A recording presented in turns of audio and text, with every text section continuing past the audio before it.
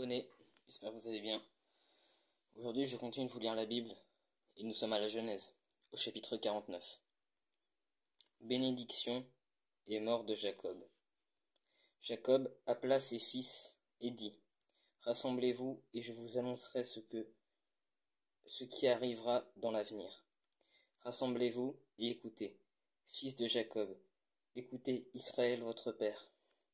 Ruben, toi, mon aîné, toi qui es ma force et le premier de mes enfants, supérieur en dignité et en puissance, impétueux comme l'eau, tu n'auras aucun avantage car tu es monté sur le lit de ton père, tu as souillé mon lit en y montant.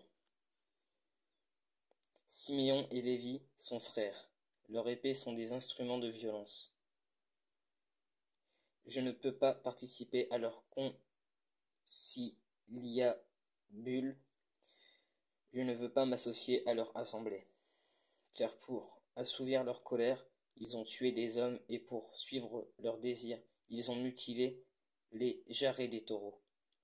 Maudit soit leur colère, car elle est violente, et leur fureur, car elle est cruelle. Je les séparerai dans Jacob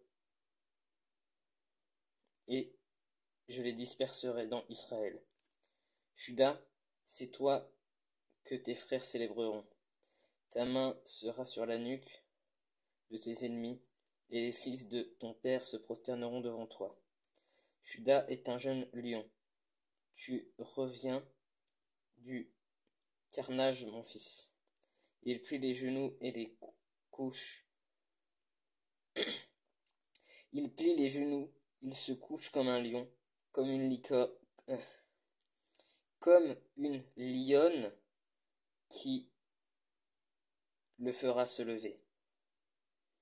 Le spectre ne s'éloignera pas de Judas, ni le bâton souverain d'entre ses pieds, jusqu'à ce que vienne le silo.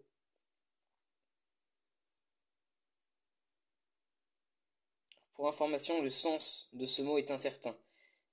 Silo, ça peut être l'envoyé, le pacifique, ou encore celui à qui il appartient, mais il est généralement compris comme renvoyant au Messie, pour les définitions du mot.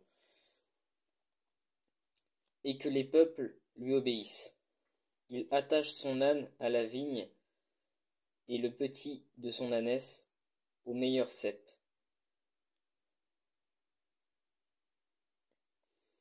Il lave son vêtement dans le vin et son manteau dans le sang des raisins. Il a les yeux rouges de vin et les dents blanches de lait. Zabulon résida sur la côte maritime, il sera sur la côte des bateaux et sa frontière s'étendra du côté de Sidon. Isaacar est un âne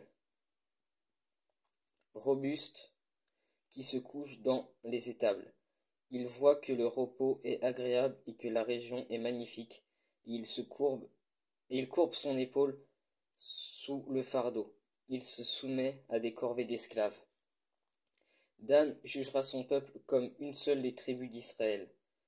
Dan sera un serpent sur le chemin, une vipère sur le sentier, qui mord le talon du cheval pour que le cavalier tombe à la renverse. J'espère en ton secours, éternel. Gad sera attaqué par des bandes armées, mais c'est lui qui les attaquera et les poursuivra. Aser produit une nourriture excellente, il fournira les plats raffinés des rois.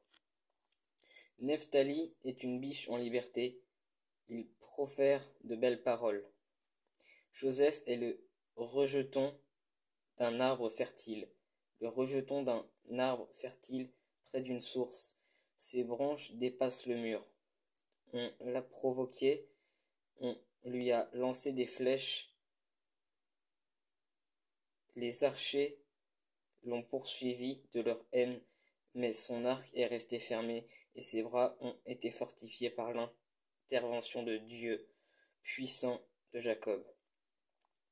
Il est ainsi devenu le berger le rocher d'Israël. C'est l'œuvre de Dieu, de ton Père, et il t'aidera, c'est l'œuvre du Tout-Puissant, et il te bénira. Il t'accordera les bénédictions du ciel, les bénédictions de l'eau souterraine, les bénédictions de la mamelle et du ventre maternel. Les bénédictions de ton Père dépassent celles de ses ancêtres. Elles vont jusqu'aux limites des anciennes collines, qu'elles reposent sur la tête de Joseph, sur le crâne de celui qui est le prince consacré de ses frères. Benjamin est un loup qui déchire. Le matin, il dévore sa proie et le soir, il partage le butin. Voilà quels sont tous ceux qui forment les 12 tribus d'Israël. Et voilà ce que leur dit leur père en les bénissant. Il les bénit en attribuant à chacun la bénédiction qui lui était propre. Puis il leur donna cet ordre. Je vais rejoindre les miens. Enterrez-moi avec mes pères dans la grotte qui se trouve dans le chemin d'Éphron, le Hittite, dans la grotte du champ de Macpéla, vis-à-vis de Mamré, dans le pays de Canaan. C'est le champ qu'Abraham a acheté à Éphron, le Hittite, comme propriétaire funéraire. C'est là qu'on a enterré Abraham et sa femme Sarah. Là qu'on a enterré Isaac et sa femme Rebecca. Et c'est là que j'ai enterré Léa. Le champ et la grotte qui s'y trouvent ont été achetés aux Hittites. Lorsque Jacob eut fini de donner ses ordres à ses fils, il remit ses pieds dans le lit, il expira et alla rejoindre les siens. Voilà, c'était le chapitre 49 de la Genèse, j'espère que ça vous a plu. Désolé s'il y a des moments